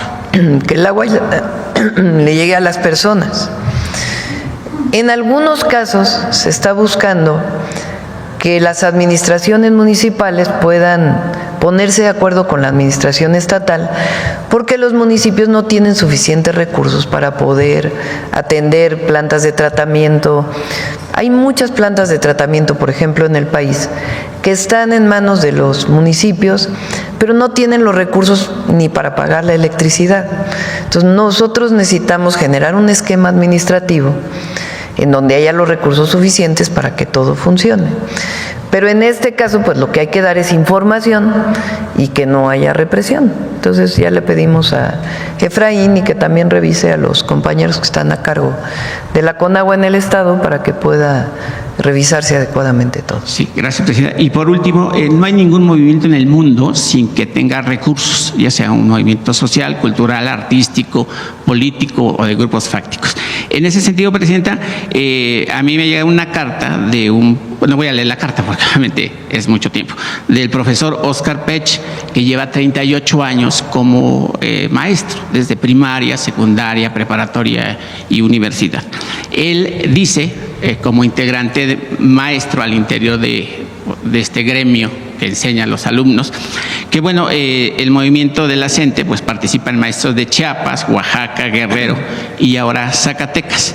Zacatecas es muy curioso, dice Pech, porque pues ahí hay pues, una mano meciendo la cuna, pues nada más y nada menos que es Ricardo Monreal, que con mecanismos económicos pues financia para que esto siga un golpeteo hacia su gobierno. Yo creo que no ha superado, ¿no? En ese sentido, presidenta, pues usted le dio el 9% de aumento salarial a los maestros. Nunca antes visto. Lo que pasó en Zacatecas, porque todo en su justo término, ¿no? Porque todo lo que pasa en Zacatecas, pues, ahora parece que es Ricardo Monreal. Zacatecas, ¿qué pasó? Por primera vez ganó la CENTE, la sección. O sea, recuerden que el CENTE es el Sindicato Nacional de Trabajadores de la Educación. Ayer lo explicaba, o antier, la coordinadora surge como un movimiento que busca la democratización. En aquellas épocas con Conquitud Barrios y luego con quien lo sucedió, el Bester Gordillo. Y la coordinadora buscó siempre la democratización de su sindicato, que ellos pudieran elegir a sus secciones sindicales en los distintos estados. Entonces, con la reforma que se hizo laboral, pues ahora es mucho más democrático la elección en las secciones. En Zacatecas, bueno, ahí se crea la coordinadora, y la coordinadora pues tiene presencia o ha ganado las representaciones sindicales de a los estados. O sea, el CENTE se divide por secciones, que son las estatales, y esas secciones, como la 22, por ejemplo, es de Oaxaca, y ahí la coordinadora, la CENTE, pues tiene más presencia que el CENTE, aunque todos son parte del CENTE, que es el Sindicato Nacional. Entonces, por primera vez en Zacatecas ganó la CENTE, la sección sindical, entre otras, pues por esta apertura en la elección de las secciones. Entonces, por eso hoy Zacatecas, pues la mitad de Zacatecas, poco menos de la mitad de las escuelas están en paro y están participando. Ya los temas más políticos y eso, pues es otra cosa, pero sí hay que explicar, pues, cuál es la razón, ¿verdad? Chiapas también tiene la coordinadora. Por ejemplo, Michoacán también la coordinadora tiene mucha presencia, pero ellos decidieron no irse a paro. Entonces, también depende de cada uno de los estados de la República. ¿Y cuál sería? Ya lo dijo hace rato, pero ahí también, pues ahí está participando la gente del PAN, el Movimiento Ciudadano, pues para presentar al exterior, al interior del país, pues que tenemos un país sin rumbo, sin gobernabilidad. ¿Por qué buscan siempre una desestabilidad en el país, Presidenta? ¿Cuál sería el llamado a la oposición para no manipular, porque ya son adultos los profesores, pero cuál sería el llamado a la oposición, pues para que caminemos juntos en este país? Y yo siempre lo he reiterado y lo voy a sostener, pues que aquí vivimos todos y estamos en el mismo barco, con diferentes ideales y diferentes pensamientos. Qué bueno que haya democracia en México y que haya oposición. Y tienen derecho, la oposición, a manifestar sus puntos de vista. Ellos tienen derecho a llamar a no votar. México es un país libre, democrático. El asunto es que decide el pueblo, ¿verdad? Entonces, la mayoría del pueblo de México está de acuerdo con el movimiento que nosotros representamos, que es el de la Cuarta Transformación. Pues tan es así que hace un año prácticamente el 60% le dio el voto a Morena para la presidencia de la República o a nuestra coalición.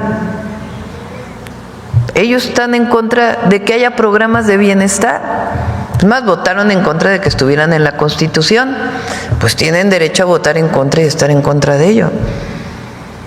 El asunto es qué dice el pueblo de México frente a esa posición. Entonces, ellos tienen derecho. Lo que nosotros decimos es que siempre hay que ser responsables. Eso es todo. En lo que se dice. A veces se acusa sin fundamentos. Igual que los medios, los reporteros, las reporteras tienen que ser responsables desde mi punto de vista en la información que dan. Pues igual también la oposición tiene que ser responsable en cómo actúa. Pues nosotros no les vamos a pedir que piensen diferente. Pues no. Lo que nosotros hacemos es trabajar todos los días para que el proyecto que representamos pues tenga el apoyo popular que tiene. Y eso lo único es hablando todos los días, informando todos los días, hablando de lo que era el México de antes, porque los jóvenes a veces no lo conocen, y no traicionando lo que somos y lo que siempre hemos sido. Gracias, Presidente. Buenos días. Bueno, vamos a ver si nos da tiempo de dos más, porque todavía viene el detector de mentiras. Gracias, Presidenta. Buenos días. Karina Vargas, de Reporte Índigo. Presidenta, aprovechando que se mencionó y que está el titular de la CONAGUA, preguntarle cómo ha avanzado la entrega de agua a Estados Unidos tras la ratificación hace un mes del Tratado de Aguas. ¿Ya se ha avanzado con la entrega del recurso pendiente? Se sigue avanzando, o sea, lo que se comprometió se sigue avanzando y como saben, Coahuila, Chihuahua, pues son de los estados, digamos, los estados ni siquiera Nuevo León ni Tamaulipas, ahora ahí ha llovido más, Bueno, Coahuila creo que llovió ayer. Pero los estados con mayor sequía son Coahuila, Chihuahua, Sonora, incluso Sinaloa tiene problemas, Durango tiene problemas de sequía. En ese marco, pues nosotros, y en el marco del Tratado de 1944, pues se hicieron una serie de acuerdos para la entrega de agua y va avanzando. Pero situaciones como esta, como la que se presenta hoy en Chihuahua, pues lo que uno dice es cómo frente a una situación de sequía, de escasez, de estrés hídrico, hay personas que sí tienen agua todos los días,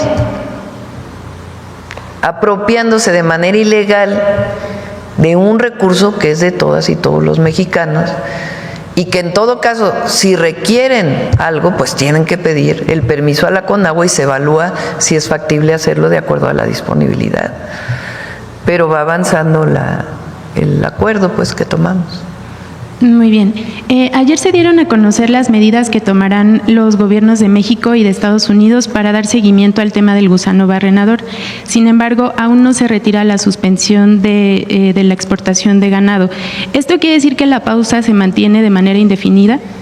No, nosotros esperamos que ya sea muy pronto. ¿Qué pidió la secretaria de Agricultura? Va a venir un grupo de la Secretaría de Agricultura a verificar el plan de trabajo que ya vieron las comisiones técnicas. Ellos también aprobaron la instalación de esta planta para este insecto que en México, para disminuir el impacto, para erradicar la plaga, ¿sí dice plaga, Aarón? ¿Tú qué sabes de eso? Del gusano barrenador. Entonces, digamos, ya hay un acuerdo técnico, van a venir a verificar, se va a instalar esta planta y esperamos que muy pronto a partir de esto pues se abra ya la frontera. Lo importante es que ya hay acuerdos y esperamos que muy pronto se abra. ¿Se prevé implementar alguna medida económica para apoyar a los ganaderos mientras avanza este tema? Pues es que ellos, ellos tienen una engorda de ganado que se exporta. Entonces, se exporta el animal completo. Entonces, por el momento, digamos que no tienen ingresos de esa venta, pero esperamos que en el momento que se abra la frontera, pues recuperen esos ingresos. Entonces, esperamos pues que ya sea muy pronto. Justo sobre esta planta en Chiapas, ¿cuál será el apoyo que dará Estados Unidos? Se dijo que esta planta tendrá una inversión. Son recursos económicos para instalar la planta. ¿Apoyará con recursos económicos? ¿Se sabe el monto? Porque se dijo que se requiere una inversión de 21 millones de dólares. Sí, ese es el monto que se daría para poner la planta, sí. ¿México va a poner otra parte? ¿O? No, esencialmente es ese recurso que se requiere. Muy bien. Presidente, el día de ayer, a partir de lo que informó el secretario David Kersenovich aquí en la mañanera, la Secretaría de Salud precisó horas después que es el 39% de las niñas y los niños de las escuelas públicas los que tienen condiciones de diabetes y obesidad y 38% tienen debilidad visual. A partir de esto, primero precisar cuántas escuelas se han revisado y cuántas escuelas faltan por revisar. Sí, eso obesidad, no es diabetes. O sea, no es que ese porcentaje de niños y niñas es que tienen problemas de obesidad que los puede llevar a tener diabetes. Se descarta. Tipo 2, pero no es que todos esos niños y niñas tengan diabetes.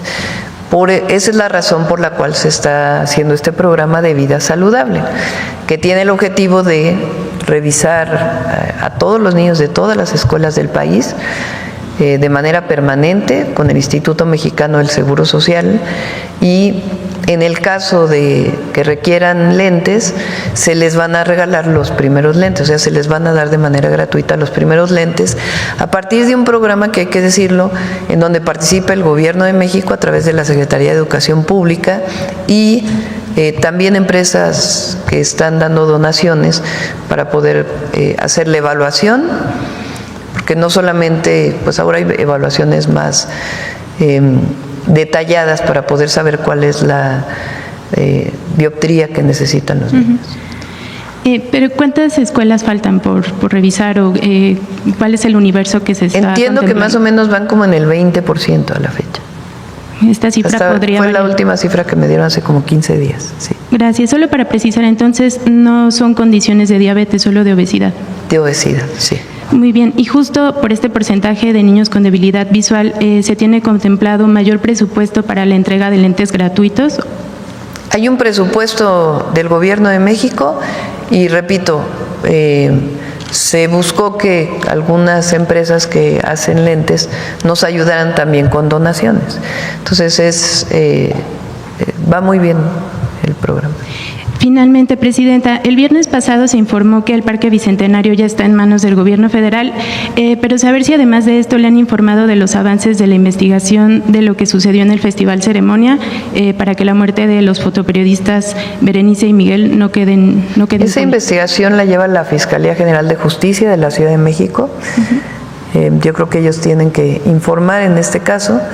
Y pues a partir del accidente y de otras irregularidades que tenía en la concesión, se hizo pues un mecanismo jurídico para poder recuperarla. La tiene hoy la Secretaría de Cultura y se va a administrar en conjunto con la Ciudad de México, la Secretaría de Cultura, en un esquema similar como se administra el Auditorio Nacional.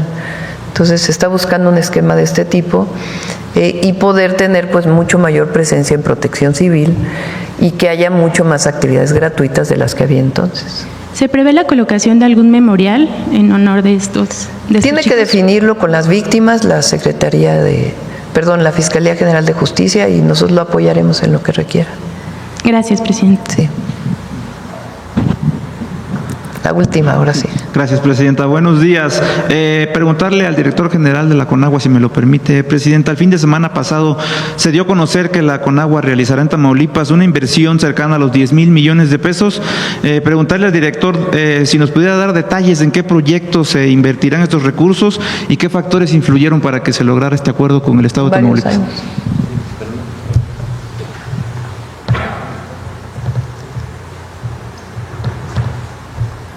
Tenemos aquí el dato de ingeniero Sataray. Bueno, lo que se informó fue por parte del gobierno del Estado. Estamos platicando con el gobierno de Tamaulipas y con todos los gobiernos las inversiones que se van a realizar durante los siguientes años. En el caso de Tamaulipas se tienen, por instrucciones de la presidenta, dos distritos de riego que están incluidos en el Programa Nacional de Tecnificación, que es además un elemento muy importante para la zona, derivado de la condición de sequía que se ha vivido en los últimos años. Y la otra es el acueducto de Ciudad Victoria, que por cierto hace unos días ya se encuentra en licitación, y además se están realizando una serie de acciones a través de este esfuerzo que se está haciendo con el Fondo de Infraestructura Social, que va a tener un beneficio para la gente de Tamaulipas, que son redes de agua potable, la rehabilitación de pozos, son plantas de rebombeo, son drenajes. Es de veras un programa muy importante porque soluciona problemas a nivel local muy significativos. La inversión en cuanto a todas estas acciones que se están llevando a cabo, que contemplan no solamente la inversión de la Federación, sino también un compromiso de inversión del Estado y de los municipios, suma esta cantidad a lo largo de todo el sexenio. Se va a ir realizando una inversión año con año. Muchas gracias. Gracias. Gracias. Presidenta, en otro tema, ayer y hoy ha estado muy activo en redes sociales un programa grabado en un canal de periodismo independiente en el que quien era alcaldesa de la Cuauhtémoc en la administración local pasada hace una serie de aseveraciones contra el diputado federal Ricardo Monreal, mismos que pues para algunos aclaran y para otros suman a la serie de rumores de su operación en contra de Morena y usted en la elección local de la Ciudad de México en el 2021, donde la 4T perdió varias de las alcaldías que se ganaron en el 18.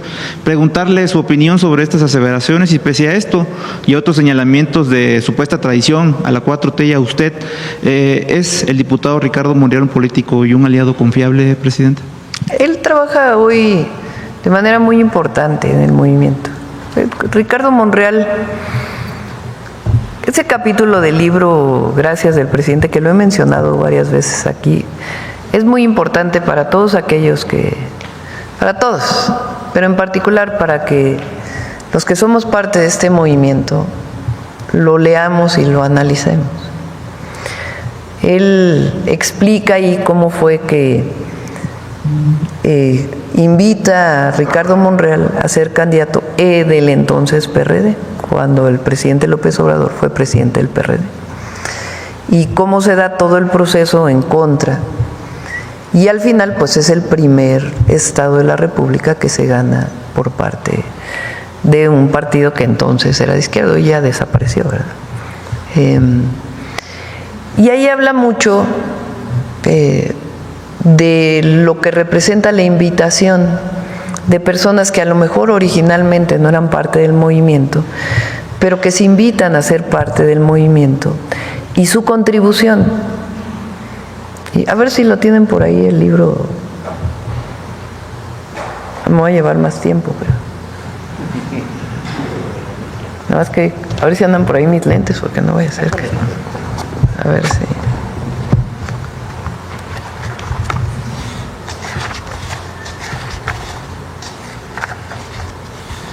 Habla de Zedillo ahí también, vale mucho la pena.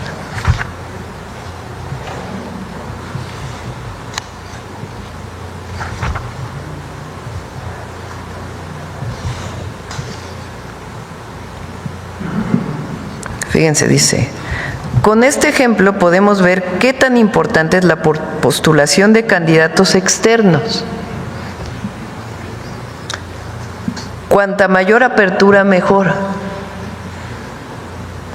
Cuando se lucha por hacer valer la democracia, no es aceptable el maniqueísmo. Los políticos no se dividen entre buenos y malos. Se distinguen sobre todo por su forma de actuar en determinadas circunstancias. Los fundadores del PRD, entonces, no éramos los únicos con derecho a participar. Repetía y repetía: el PRD no es nadie, no tiene dueño, es de todos. Es un instrumento de lucha al servicio de la sociedad. Entonces, no se trata de buenos o malos, o de quién llegó primero. Esto tiene que ver con la congruencia. Puede tratarse de una persona que viene del PRI, pero al momento de tomar postura y empezar a actuar en el movimiento popular, en el movimiento de izquierda, tiene una actitud distinta. No se puede cuestionar o juzgar a priori, a rajatabla. Hay que cuidar los principios, pero debe concederse el beneficio de la duda. En política hay que correr riesgos para avanzar. Es indispensable equilibrar principios con eficacia. Con más razón ahora, cuando existe una derecha neofascista y voraz, se requiere de unidad de todos los que nos situamos en el abanico de las fuerzas progresistas. Ahora sí voy a leer mejor.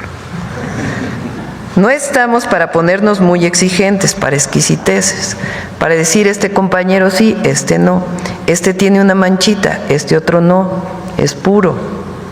Así no se puede. La política la hacen hombres y mujeres, no se hace con santos. Pero por eso hay que tener una visión amplia y abierta para preservar lo fundamental y no fijarse nada más en lo accesorio. Aquí viene otra parte. Dice: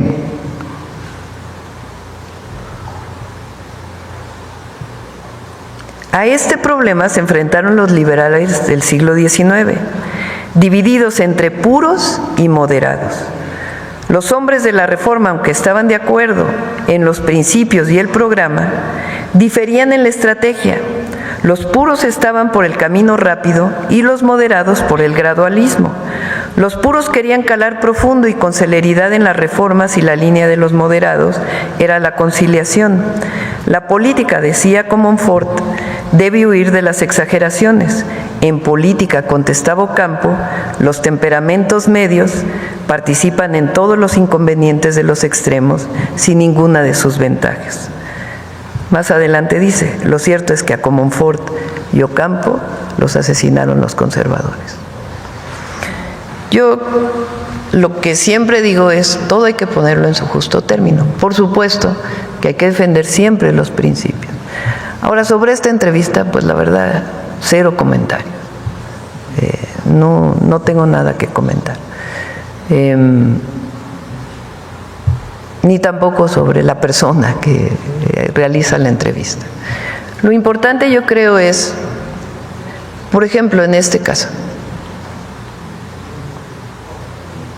las reformas que presentamos al Congreso, constitucionales,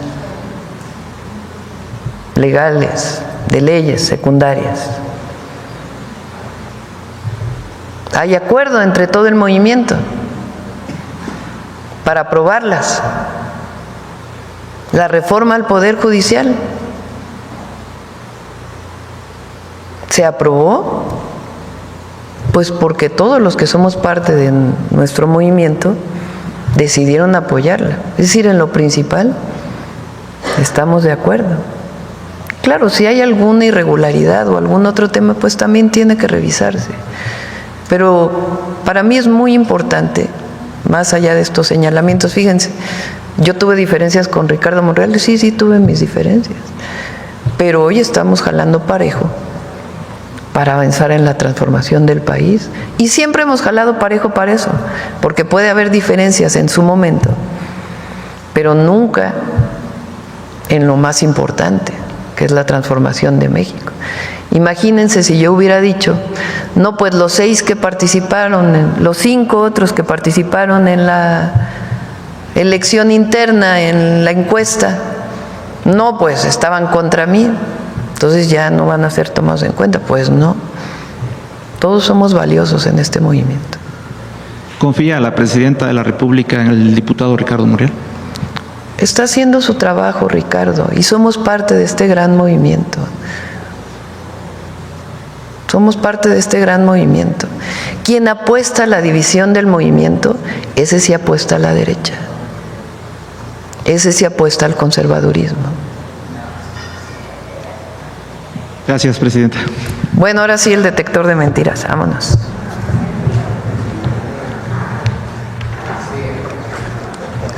Con su permiso, Presidenta.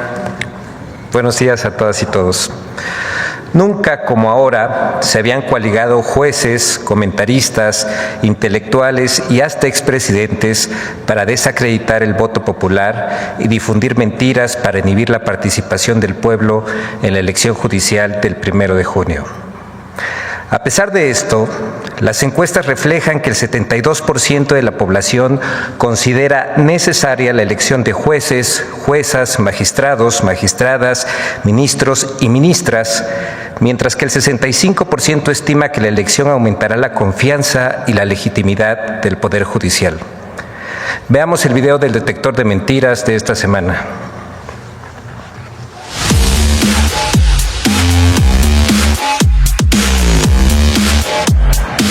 A unos días de celebrarse la elección judicial en México, políticos de oposición y comentaristas han impulsado en medios de comunicación y redes sociales una campaña para inhibir la participación de la ciudadanía con una ola de desinformación. 1. La elección judicial representa la captura y el control partidista del Poder Judicial. La elección está hecha para capturar al Poder Judicial. ¿Quién va a capturar al Poder Judicial? ¿Morena? ¡Mentira! Los candidatos en la elección del Poder Judicial no son personas designadas por Morena ni por el Gobierno de México.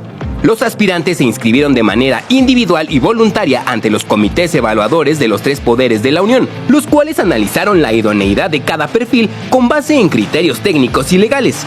Posteriormente, los perfiles fueron reducidos mediante un proceso de insaculación transparente para ajustarlos a una cantidad de perfiles y a la paridad de género. El artículo 96 de la Constitución prohíbe a los partidos políticos realizar actos de proselitismo y posicionarse a favor o en contra de candidatura alguna en la elección judicial. 2. La elección judicial es una farsa. El resultado ya está decidido. Creo que no tiene ningún sentido participar en esto que es, a mi juicio, una farsa. La elección de ministros, magistrados y jueces me parece una farsa, armada para que Morena tome el control del Poder Judicial. Esta farsa de la votación judicial nos pone a nivel de países como Cuba como Nicaragua, como Venezuela. Países con dictaduras que organizan votaciones, pero donde ya se sabe quién va a ganar. ¡Mentira! No hay resultados definidos de la elección judicial. El 1 de junio la ciudadanía votará de forma directa para elegir a quienes integran el Poder Judicial, lo que garantiza un proceso abierto, democrático y sin imposiciones. Todo el proceso electoral extraordinario para la elección de diversos cargos del Poder Judicial de la Federación es un mandato contemplado en la Constitución mexicana y fue diseñado e implementado por el Instituto Nacional Electoral. 3. Los votos no serán contados por los ciudadanos.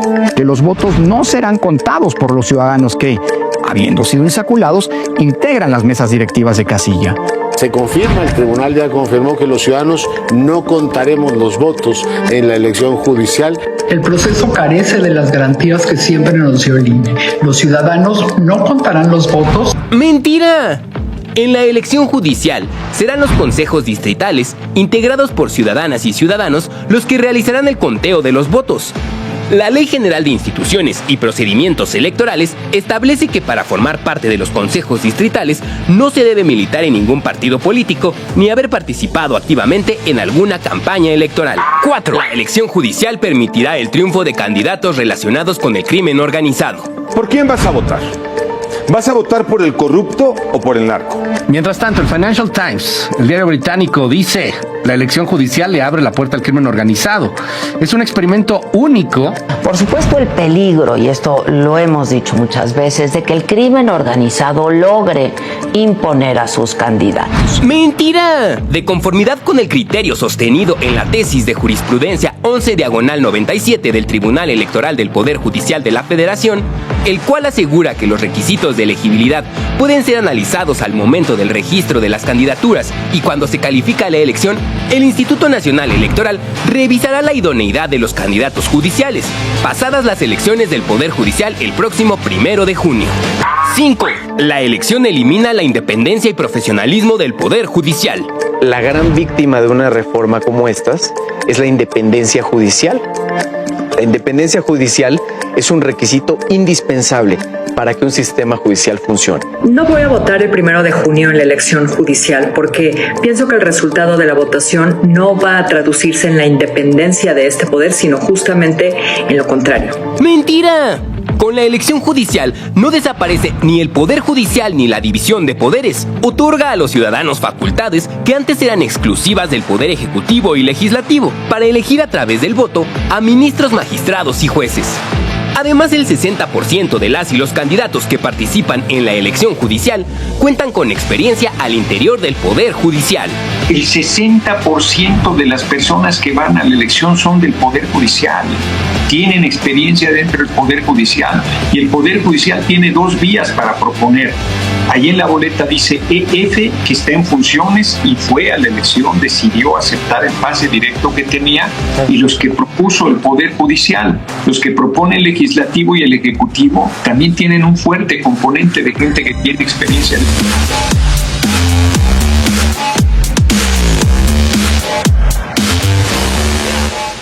Muchas gracias, Presidenta. Gracias. Buen día. Me llevo mis lentes.